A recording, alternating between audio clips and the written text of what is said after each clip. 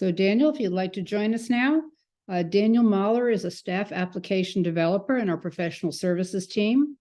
He works with customers' clients developing customer solutions for their applications using D-Wave's hybrid systems. Prior to joining D-Wave, Daniel was head of AI at Altway, which was acquired by Acrisure. He worked at Google Zurich, where he led the team that developed one of the first machine learning-based systems to be deployed inside the Google ranking algorithm. Daniel was a principal machine learning scientist at Valley Labs, developing personalized micro-learning systems, and a principal data scientist at Bizarre Voice Labs, where he developed an automated system to identify issues in customer reviews.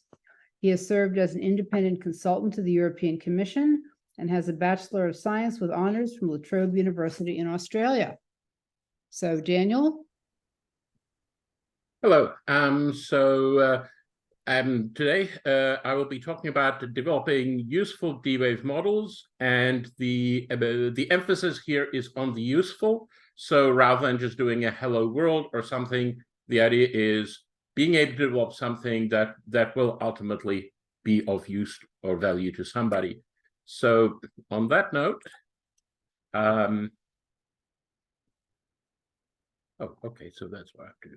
Okay, so first of all, the overview of this talk will consist mainly of two parts.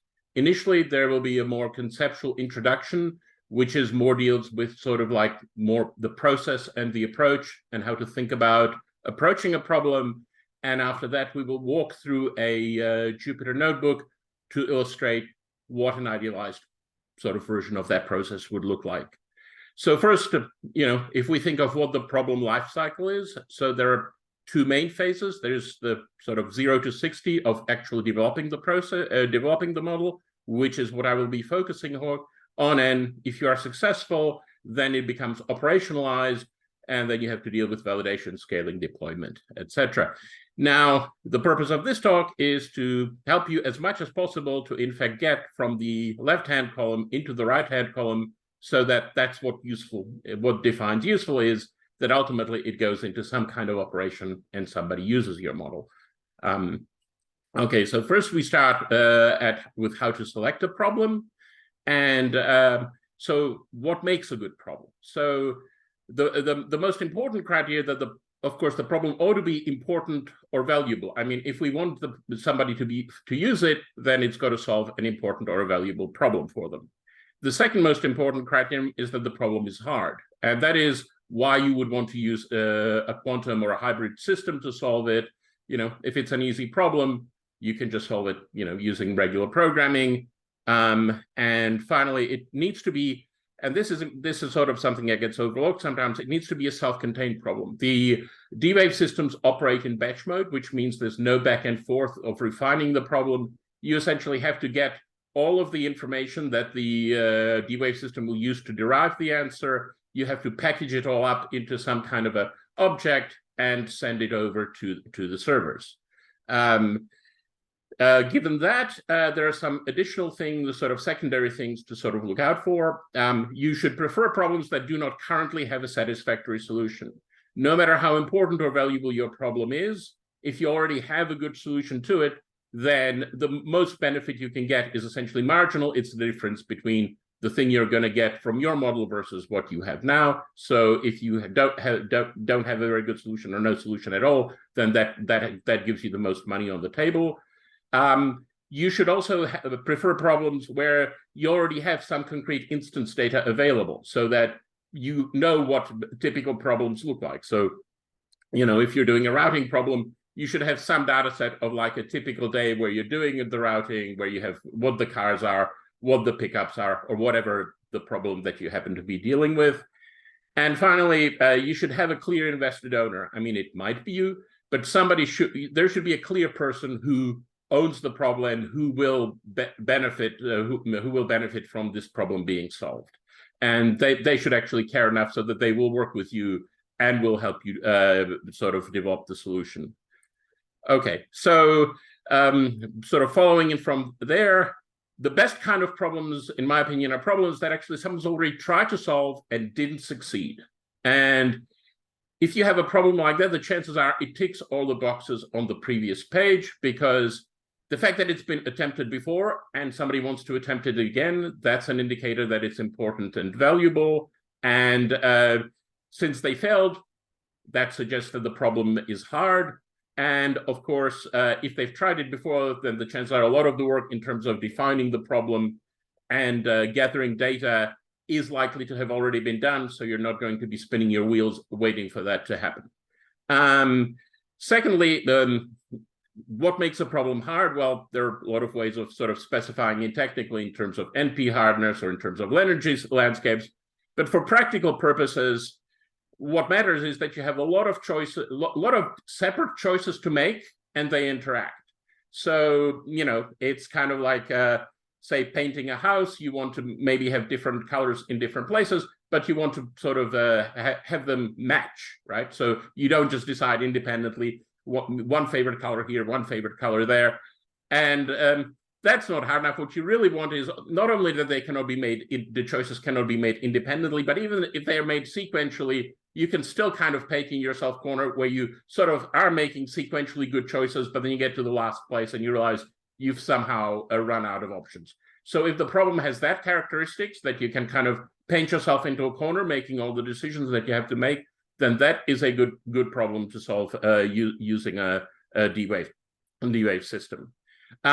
Something to look out for, people sometimes think that that quantum and D-Wave are good for big data problems. In fact, they are not. Currently, the quantum hardware itself is limited in the number of qubits, and even though we use hybrid systems, which means that we can handle larger problems using hybrid methods, still problem size is a bottleneck. So what you really want are problems where the complexity can be distilled into some kind of a compact representation. There are exceptions to this. Sometimes you have a big data problems from which you can classically distill out a complex problem which is small. One of the examples of that is our feature selection package, where in fact you may have a big data problem of trying to do the feature selection, but ultimately what happens is that we derive a covariance matrix from the data, and the hybrid algorithm only works with the covariance matrix, and that way we will have distilled out the complexity of the data set into the covariance matrix. So that's an example of where you can bypass the fact that you may have big data, but you have to think about it. Secondly, something that we have seen happen is, and which you should avoid, do not pick a low value or low priority problem just because it sounds like what ought to be a good problem for D-Wave. What really is a good problem ultimately depends on a case-by-case basis. All problems have challenges, and what matters is that it's valuable enough so that people have skin in the game in order to, in fact, persist and overcome whatever challenges come up. So always sort of the value or the importance of the problem should come first. So then comes the question of how do you actually define a problem? And initially to consider is that you should sort of work with the person that is, we discussed the problem owner earlier, that is the person that you need during the problem definition phase, because unless you're the problem owner, then ultimately you do not know, you may not be the domain expert. It is the problem owner's responsibility to understand the domain, to understand the problem, and also to prioritize when trade-offs need to be made. The problem owner is, of course, then responsible for the correctness. So if they sign off on it, then it's on them. And you know that you have a problem definition when it, in fact, determines a complete problem representation. What I mean by that is that you essentially have a problem statement which tells you what are the things that you must have in order to have a complete problem instance. So if you're doing something like routing, you must be told what the vehicles are, what attributes of the vehicles matter, etc. So you should be able to work you should look at the problem definition and see if from that you can tell, you should be able to then tell whether you, in fact, when you see some data, whether the data is complete to specify to in fact solve the problem.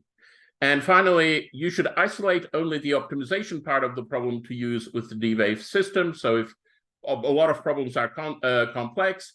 Not all parts of a problem are optimization problems, and you should really try and give to the D-Wave system as small a subset of it as you can. You do not want to use an optimizer to solve, to essentially do deterministic computation. So there are the things that can be computed classically. There are things that are going to be either pre-computed or post-computed. You should compute those outside the D-Wave system. Don't bake them into the model specification, into the problem specification.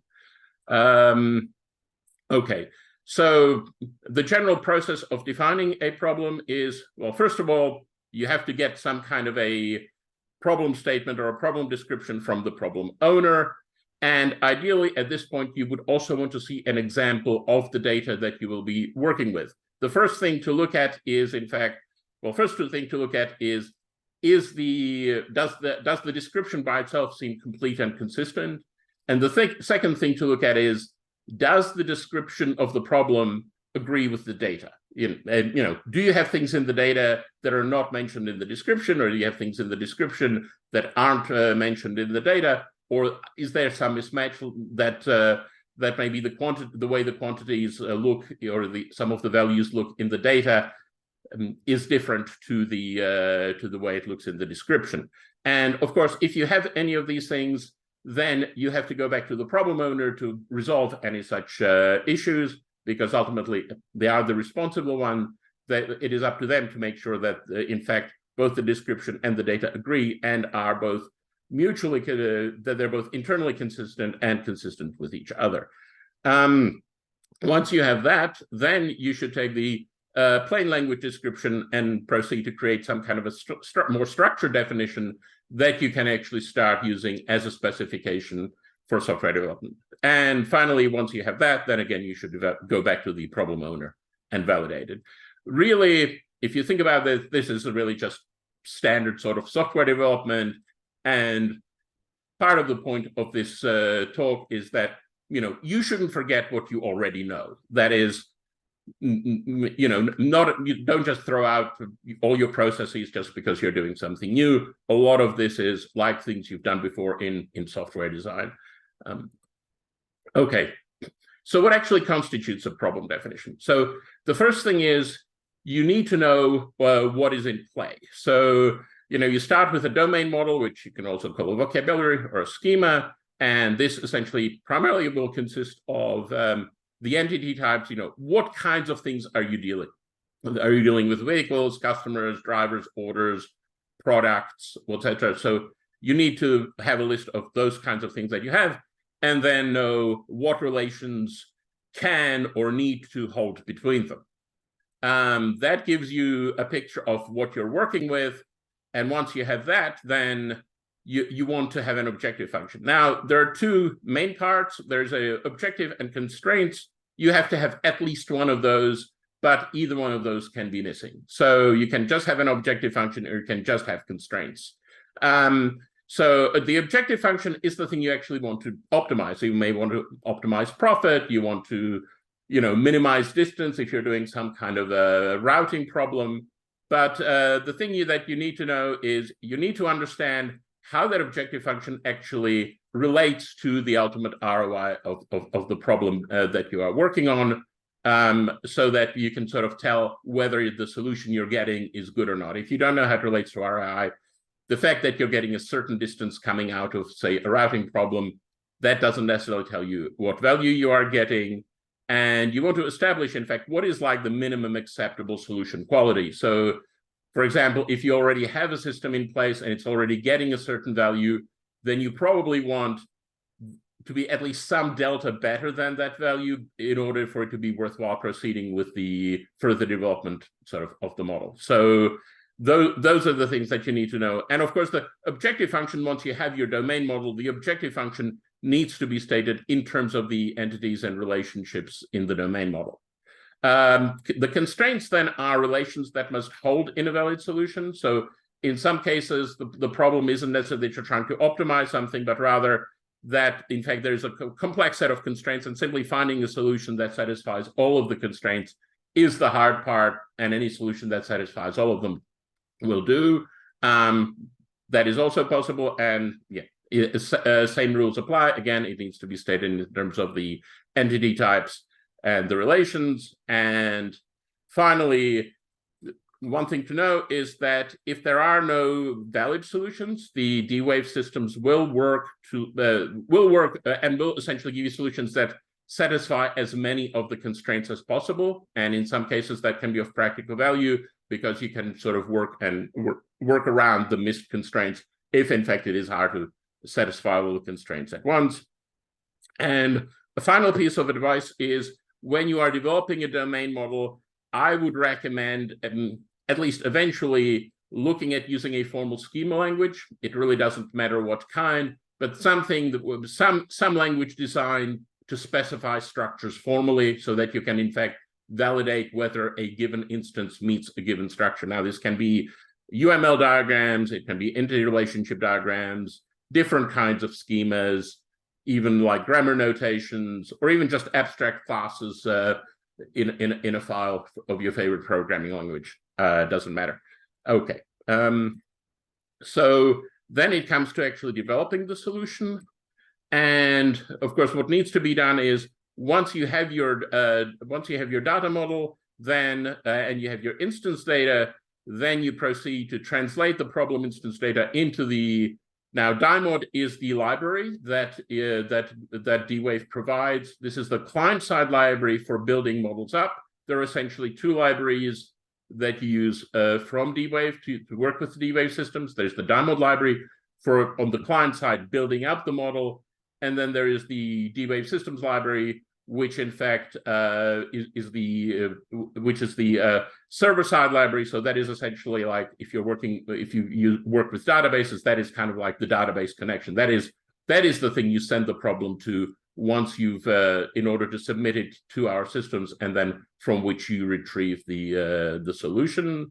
The DIMOD library offers a number of different kinds of models. There are binary quadratic models. There are constrained quadratic models, and there are also discrete quadratic models.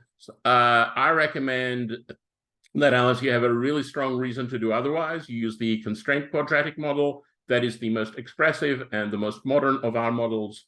And almost always that is the best model to use for practical purposes.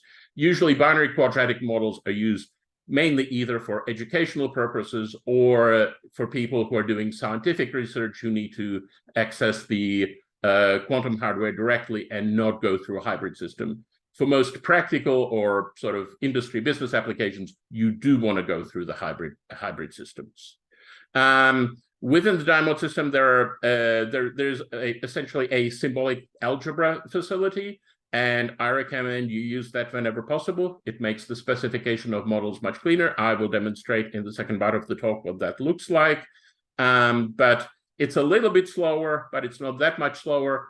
There's a certain amount of time it's going to take you to run the model on the server. So I would say, it shouldn't take you any longer than that to build up this the model on the client side. And as long as the time is acceptable, I think the symbolic variables are worth the time penalty of building them up.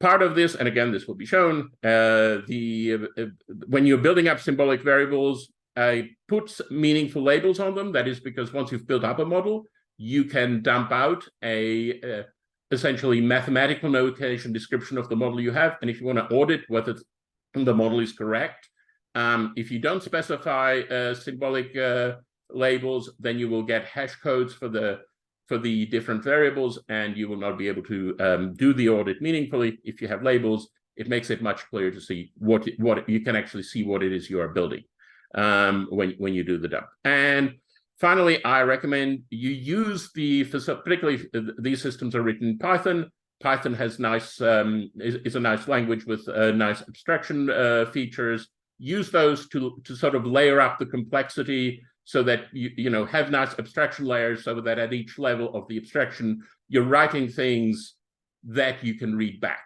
And again, that will be demonstrated. So, okay. And finally, we also run a full course, and here is an invitation to join our next course for like doing a full programming course with us. I think Susan will speak to that after the talk. Okay, and it's time to see some code. So this is a Jupyter notebook. Now I have this running locally. However, there is online on GitHub. There is in so let me see that. Okay, there we have one online. Actually, we'll post the URL, but there is online a notebook version of it. Which so the notebook is online, so you can also see it there. But I'm going to work in the local one. And this is an example where we are trying to simulate an idealized version of the process that I'm describing. Of course, it's idealized. The problem we are developing is actually kind of a toy problem, but it is a realistic problem. It comes from the literature. It was a real problem in the world. And so apart from the fact that the scale of the problem is small, I think it is a good example to sort of illustrate this. So we use a paper, and essentially, because we can't really take you through our clients' data or problems because they're proprietary, we're using a paper from the literature as a stand-in for a client, and we essentially use quotes from the paper as if they were sort of statements from a problem owner. And so the paper we're using is this paper here, and okay, where are we? Did I actually do that? No, hold on, let's see. Okay, and also what we have is in the repository we also have a version of it. Since it's a common since it's what do you call it, a commons license paper, we have a marked up version of it in the repo itself. And what we have done is we've marked up those segments which pertain directly to the problem specification or requirements, and those we then extracted into the notebook in order to go back. Oh no, what's going on here?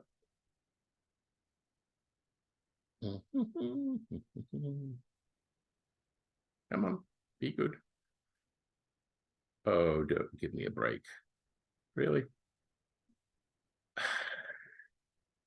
Your workspace. Come on. Sorry. This always has to happen. Now what? Yes, I know. No, I don't want that. I just want my notebook. Oh, yeah, good.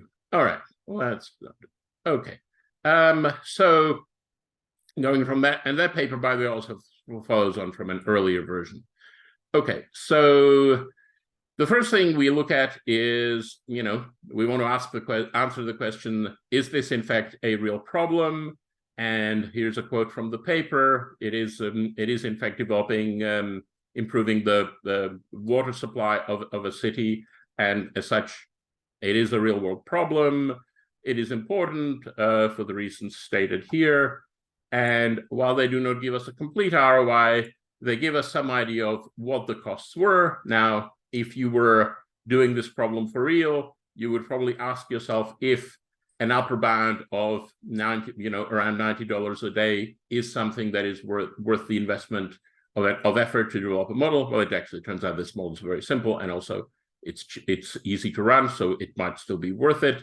However, this is a question that, here is one point where, if the answer wasn't there, you might possibly exit and go looking for another problem. Then we look at, is there in fact, can you specify the problem in a self-contained way?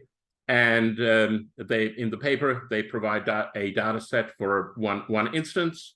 So the answer is yes. We see that there are, in fact, sources of complexity within the problem of the kind that we discussed. And of course, the problem does have a clear problem owner. So all of those things check out. Now, it turns out that in the current paper, they said that actually they solved it using a free Microsoft Excel plugin. Of course, if you can solve it with a free Microsoft Excel plugin, then it's not something you need our hybrid systems for. So at this point, again, if you were doing this for real, this would be an exit point. However, you can imagine that the same problem can be solved at a much larger scale, and then both the dollar value, and the complexity would increase to the point where you couldn't solve it that way. And so we'll pretend that there is no prior solution, and that in fact it is complex enough for the purposes of going on with the exercise. However, again, these are the kind of things you watch out for as red flags, and you would say, well, is this really worth doing? Also, there are no clear success criteria given. So in the real world, this is where you would go back and you would want to refine this for the purposes of this exercise. Of course, we keep going on, but it's something to look at. So, always keep a lookout for the things that are missing.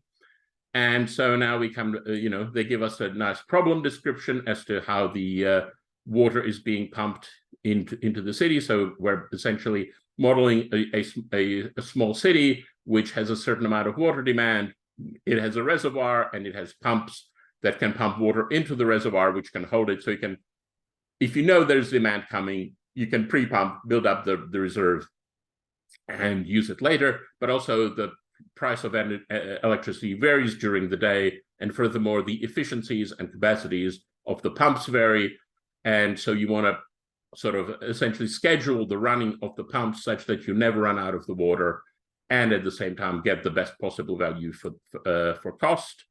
Now, here come the detailed specifications, and it's always worth doing something like this, is where you really highlight the things that genuinely impact the definition of the problem. So they are highlighted here. Here, they're just highlighted to all be in one place. But I repeat these throughout this exercise as we go, so that we always get the relevant one as we are going. So first thing is, there are tables in the paper, and we've extracted those, and these between them do in fact specify the complete problem instance. So pumps there are 7 pumps. They have capacities, and they have each have a power consumption. Similarly, there is a tariff, which is essentially the schedule of the pricing. So between certain hours of the day, so you have between 16 and 21, the cost is $3.36. So you have start time, end time in sort of the 100-hour system, and a price per megawatt hour during each of those time windows. And finally, you have a table of the water demands, and here we have taken the power from the tariff and expanded it out hour by hour. So for each hour, we have both the water demand and the power price at that hour. And now we actually start, and finally we have some global parameters, which is the minimum, like there's a minimum reserve which you must maintain in the reservoir for things like the fire brigade and emergencies. There is the maximum, which is the capacity of the reservoir, and there is in fact the value that you start with. Now, we of course start by loading the data. Now, we use some standard libraries. Here is where we use these are the D-Wave libraries that are provided, and the main library we use is DyMod, is the library which we use to build up the model. One particular thing to note is there's a function called QuickSum. I use it a lot here, so I just replaced it with sum with a capital S, just to make the make the code a little more easy to read and concise. And that is important because when we do long summations over long lists of these symbolic variables, then if you use regular sum, then in fact you will get nonlinear complexity of adding a long list, whereas the QuickSum will in fact build up the sum in linear time. So this is just an optimization of using our internal function instead of the default standard sum that you have in Python. And so now we just use standard pandas to read in the data. That makes sense. Now here comes, I earlier mentioned the sort of building up your layers of abstraction and defining like a little domain language. And now this probably is not complex enough to actually use like a schema language to build the schema. We also don't necessarily have the time, but in some sense, in building up the language, we are in fact building a domain model here. So of course, the first thing we know is that we have pumps, and pumps have capacities. So the first thing we do is we define a function which, given a pump, gives its capacity. This, of course, just does look up in the data frame, but we just insulate ourselves a little from the specifics of the representation and have a sort of a clean conceptual interface where we just ask for the capacity of the pump. Similarly, for the power consumption of the pumps. And then we have a list of time slots. So those are the first things that we have from there. Finally, we have also power prices. Again, we just implement that as a function, which does look up. We do a division by the thousands because the prices are given in megawatt hours, or rather the power prices are given in kilowatt hours, and the rest of the problem is in megawatt hours. So we just convert by a factor of 1,000, and we bag that into this function here. Again, that's the benefit of building up the abstraction so that we don't always have to sort of try and remember that we're doing this division. Similarly for water demand. And so now we have four little functions which essentially grab which define the which define the main sort of entities that are in play. Next thing, of course, is what we're trying to decide is that the thing we need to decide is when to run which pump. And this is where we get into when I spoke about the symbolic variables. So we have a relationship here, which is a relationship between a pump and a time, which is whether the pump is running, whether a given pump is running at a given time. And this is something that we in fact want the system to decide. So that is what we decide whenever something is an input, then it's just a regular quantity. Whenever we want something to be an output of the model, the thing we want the model to decide, then that is what we represent by one of these symbolic variables. And in DIMOD, if we want a symbolic binary variable, then we in fact call this DIMOD binary. And this is the label we're giving it. You don't have to give it a label, but you will then get a new variable every time. Now, you can also make this cache to make this a little bit more efficient. I have not done that here. But one thing to remember is that, in fact, the symbolic variables are equal on name. So even if I call this function twice, if I call it with the same pump and the same time, I will get different object instances, but they will be equal as far as the system is concerned because they will have the same name because the same pump and the same time will get substituted in. Again, if I want them to actually be identical entities, I could define this function as cached, and then it would always return the same one for the same pump and time. Okay, so that is the first. So this is the first place where we're starting to touch the D-Wave, sort of the D-Wave libraries. Now, once we have this, and this is the main sort of going to be the main output is in fact going to be a set of these for every pump and for every time. We're going to have a yes or no output by the system, and that constitutes the schedule that the system is creating. Now, once we do this, we have a reservoir inflow. So this is essentially what is flowing into the reservoir, and that is essentially the capacity of all of the pumps that happen to be running at that time. So that is, and you can see that by having starting to build up our language, what this means is that now we can write the constraints in a very natural way that makes it clear that they correspond to the what is in fact being asked, rather than doing a lot of very sort of low-level things which you have to sort of double check that are in fact there. Similarly, there's a reserve outflow. Now we already defined a water demand function, and in the problem as it was specified, the only outflow is the demand, and so we just essentially create the reservoir outflow as a synonym for the water demand function. And now we track the volume at any given time in the reservoir, and the volume in the reservoir at any given time is essentially the initial volume plus all the inflow over all the time, so all the water that has flowed in minus all the water that has flowed out up to this point in time. We have 1 and plus 1 because, of course, the problem was specified using 1-based notation. Python works in 0-based notation, so we've got to make sure we're not off by 1 over here. Similarly, we have power used, and that is simply the power consumption of so power used at a given time is the power used by all of the ones that are actually running. If it's not running, this will be 0, so it will not contribute. So again, we just have, we use the language that we've built up, and we get very natural looking sort of specifications of these functions.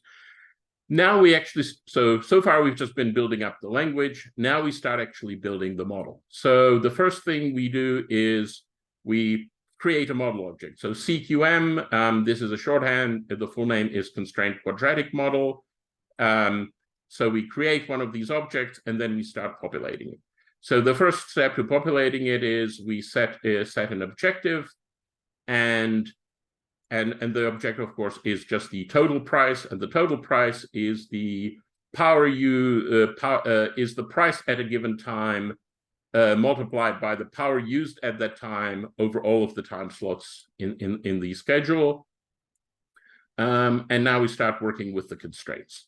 So, and of course, the thing to observe here is that, of course, we have that the CQM objects have this set objective function, which is used to, in fact, make that the objective. And what this whole thing is in fact it's a symbolic expression which is then being assigned to the objective. So you can think of the model as really being a collection of these symbolic expressions which define the objective and the constraints. So now we have the constraints. Now each one must operate for at least 1 hour a day. So we create we actually create multiple constraints. We create one constraint for each pump, and we add the constraint, and the constraint is that the amount of time that it's running during all of the time slots has to be greater than 1. So in other words, at least 1 time slot it is actually running. And again, we give the constraint a label so that we can debug the model later if we actually need to do any work on the model representation. So similarly, all the pumps must be, always there must be at least 1 pump that is kept in reserve at any given time. And so now we do the reverse. Before we did a constraint per pump and we summed over the time slots. Here we do a constraint per time slot and we sum over the pumps. And what we're saying that at every given time, the constraint must be true that the total number of pumps running is less than or equal to the total number of pumps minus 1. We have to have the -1 here because we don't have a strict inequality constraint on these symbolic expressions. So we've got to express it using a non-strict inequality. So we just subtract the 1. Now here we get to an interesting one. And that is that the water inside the tank should be refused at least once a day.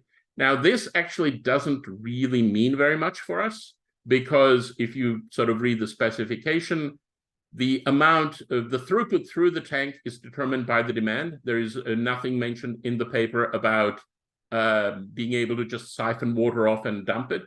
So you're not really in control of how much water goes through the tank. It's determined by the demand.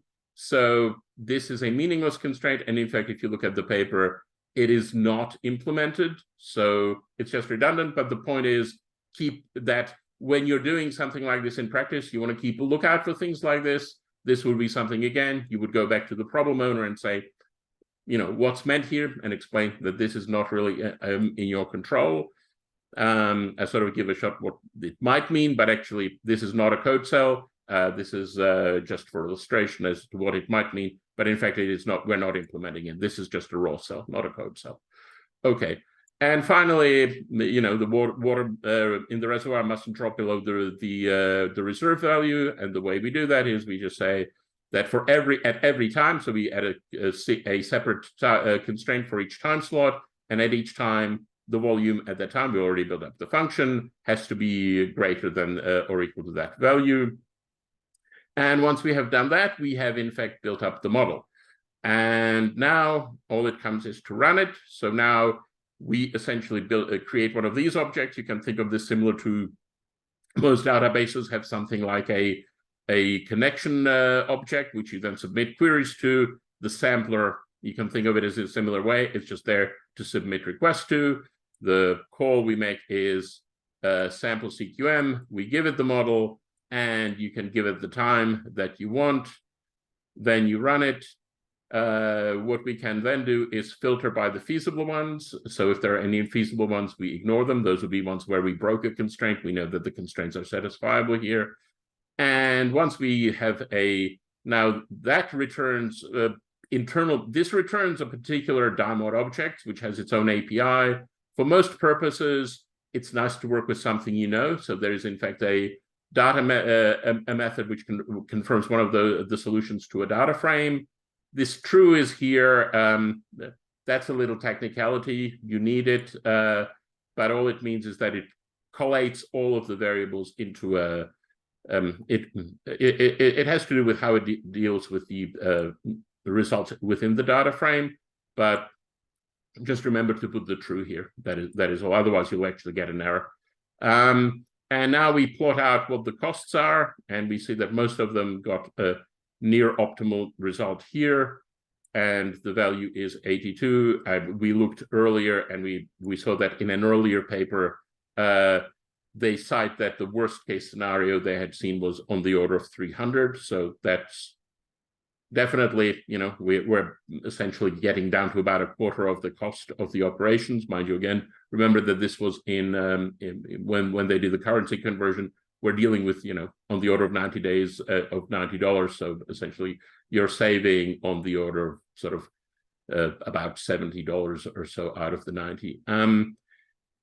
Having run this now, also, I talked about being able to sort of do some kind of auditing of your model. So there is a function called lp.dumpstring, and there's also just dump to, no, there's only dumpstring, sorry, I lie. And so you can get a textual representation of your model. And this is where having put labels on everything sort of makes it easier to read, because now we can sort of see how the model is built up.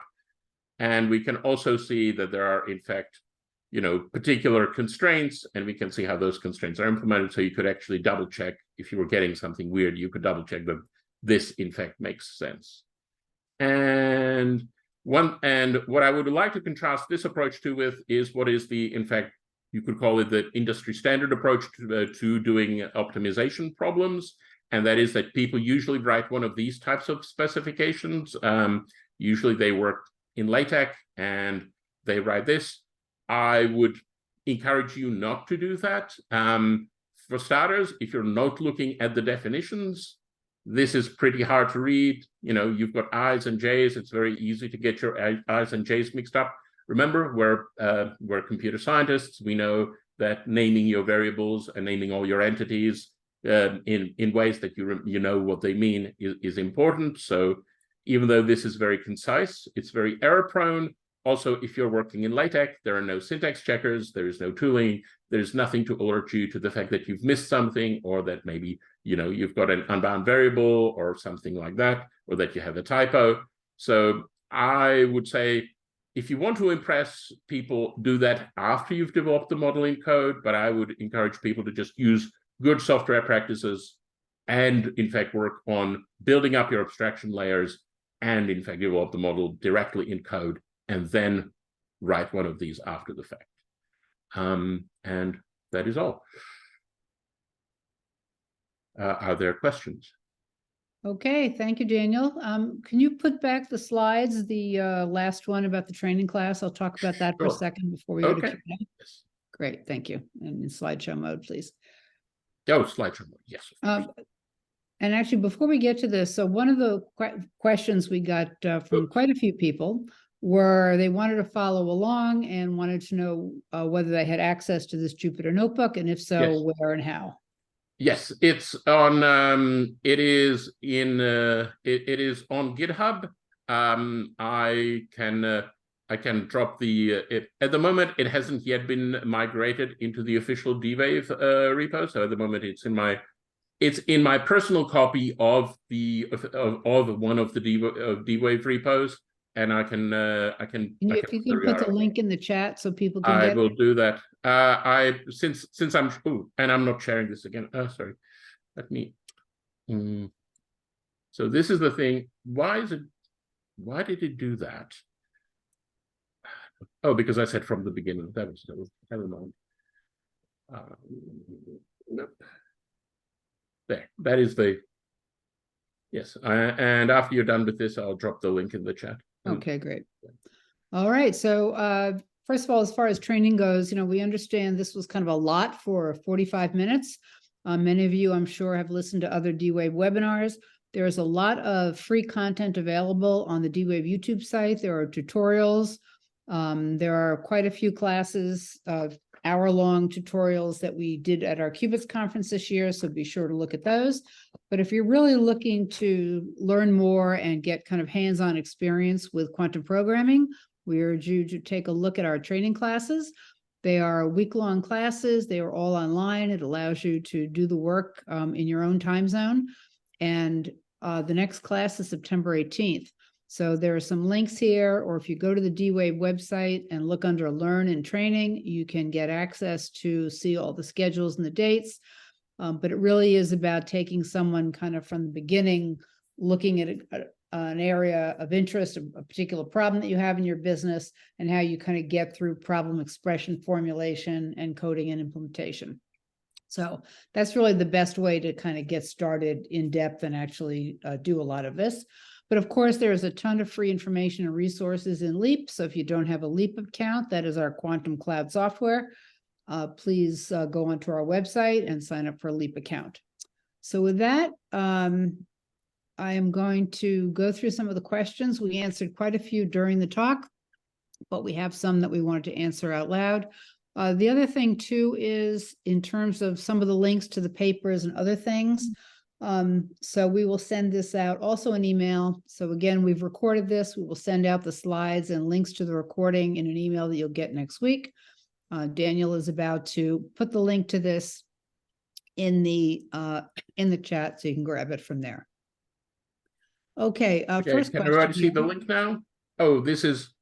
Oh, actually, oops, that's the wrong one. That's my local link. Sorry, and make sure that Daniel, you send it to everyone, not just host and panelists. If you okay, do I have? Oh, I have host and panelists. Sorry. Okay. I don't seem to have an everyone option here. Maybe I send it to you and you send it to everyone. Yes, that would be fine. Okay, it's this second one. Yes. Okay. Let's see. Unfortunately, it doesn't really, Zoom does not do a good job letting you copy it. We will send it out in the email, so apologies for that. All right. Are there any major differences or trade-offs between the schema languages you listed? I think it's a matter of preference. Ultimately, they all really allow you to specify a graph-like structure. And that is what, if you think about it, ultimately, like even when you're building up the symbolic expression, really what you're doing is you're building up a kind of like you can think of it like a knowledge graph or a knowledge or a graph database. So I think it's more a personal preference, and also it varies to problem. Some problems which have, say, a lot of many-to-many relationships, an ERD might be better. Something which is more structured, where you kind of have clear notions of parts and ownership, then maybe UML would be better. But I personally, I'm pretty agnostic. I think using them is more important than choosing the one that you use. Okay. Is this all open source, the D-Wave models that you built? Yes. So this is this will at some so the notebook will at some point get migrated into, like I said, this is a clone of a public D-Wave repo. I have just added the notebook. There is an older version of the same problem there, done more sort of in a conventional way. I've added the notebook more in this sort of more pedagogical way. That will at some point get migrated to the full one. In the meantime, it's available from from my clone of the repo, but yeah, but it's open source. Okay, and again, everyone, I did put the link to this notebook in the chat, so you can grab it from there. Next question. Do you suggest to always run simulated annealing version of the algorithm before using the quantum annealing through D-Wave? Can you suggest any rough heuristic in terms of scaling, such that only after which one should, if results are not satisfactory, go for quantum annealing? I understand. Let me just finish. I understand that simulated annealing can get trapped in high energy state and QA can take advantage of quantum tunneling. Just want to know if you suggest any pre-checks before deciding to go for quantum annealing. So unfortunately at present, so there is an option if you have a pure, remember I talked about like CQM versus BQM models. Unfortunately, for BQMs, you can run them using the, there is in fact a simulated annealing solver called Neal, which you can run. Now, unfortunately for CQMs, there is no classical solver that actually we can submit them to. So you kind of, to test it, you kind of have to run them on the on the hybrid solvers at the moment. Okay. Relating to the problem, are there environmental, chemical, water quality sensors in the data model? Not in this problem. That was not part of the problem as it's stated. I'm just going by the paper, and that was not mentioned in the paper. Okay. Let's see.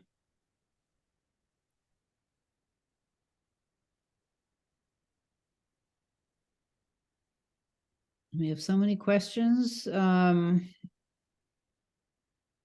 we layer our own Python or R algorithms on top of the D-Wave models? Predictive analytics, anomaly detection, etc. How extendable is this model set? So, I mean, the model set is for building up the problem specification, submitting it, and getting the answer back. As I showed, you can easily convert the answer you get back into a pandas data frame. What you build around that, so building any kind of layers about that, is entirely up to you. It's just an object by then, so anything you can do in Python with a data frame or with a, or even with the raw object that's initially returned, if you look at what the API for that is, you can do. You can also, the answer object can also be exported as JSON as well, so you can also use JSON processing utilities to work with it. So yeah, it's just software, and you can just build up whatever you want on top of it. Okay, there are quite a few questions about kind of benchmarking and performance of the problem running it using the hybrid solver versus CPUs, GPUs, etc. What is the best way to benchmark hybrid models? Do we compare the cost, compare against classical solutions? Do you have any thoughts on that? I think that really comes back to understanding your priorities and what really matters to you about the model. You know, do you care about time to a reasonable solution? Do you care about getting the best solution possible? Do you already have a solution that you can benchmark against? So all of those things, you know, would so it really is specific to your, not just your problem, but your actual sort of context or situation. So if you have a solution, that of course you would want to compare with the solution you already have. If you don't have a solution, then it's harder to compare. But if you do have a if you're in the situation that I really recommended, which is that someone's tried it before and actually they just kind of, you know, crashed and burned, then of course, as long as you are getting a solution, you are winning. So it really depends on your situation. Okay. Is there any backup power pump system in the event of burnout or rust? In the problem, again, not as far as, again, I imagine in the real world, of course, this was, you know, this was a real use case. So I would expect that this being a real use case, that, you know, they had some things in place to ensure that, you know, an entire city didn't go without water, but it is not mentioned in the paper. Okay. And I guess beyond training, here's a question. Is there any program for startups or subject matter experts where you trained and helped to get quantum applied into the products? So I think this is where our professional services offerings come in. There are really two ways that we engage with people. One is more where you are the problem owner and we do the work. That is the more sort of standard, sort of what professional services engagement. There's also what we call advisory services, which is where if you want to do the work, but you want us to essentially guide you, look at what you're doing, ask us questions, then that's more for that use case. It depends who you want to do the actual sort of formulation and coding. If you want to do it yourself with our help, then you want advisory services. If you just want to be the domain expert and have us do the work, then you want standard professional services. Okay, and we have time for just one more. Here's a final question. Is it possible to give an initial solution to CQM for solving a problem? I'm thinking of having D-Wave and Gurobi connected and sending result from one to the other to find a good quality solution fast, if that is possible. That is not possible at present. I think it might be something that's under consideration. Okay. All right. Well, with that, again, we have recorded this. We will send out links next week via email to the recording, along with, again, I put the link to the Jupyter Notebook in chat, but we will add that into the email as well as the slides. Thank you all so much for coming, and thanks to Daniel and our panelists. We hope to see you at our next webinar in September. Thanks, everyone. Happy modeling.